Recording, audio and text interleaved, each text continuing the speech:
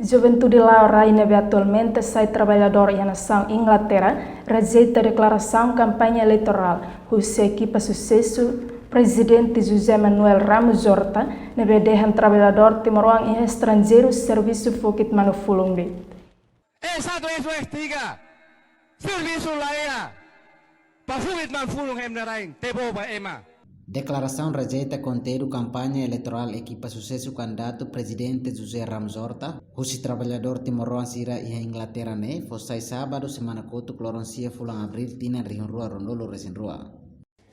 Hoje em dia, 9 de abril 2022, conferência de imprensa. Bom dia para Timor-Leste. Ami Juventude Laurai, buka Moris iha emania rain.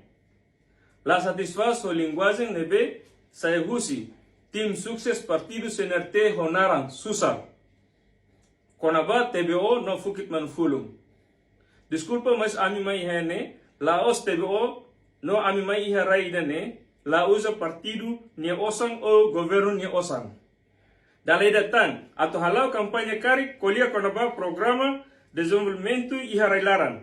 La bele insulta bebek ami nebe buka Moris iha emania rain.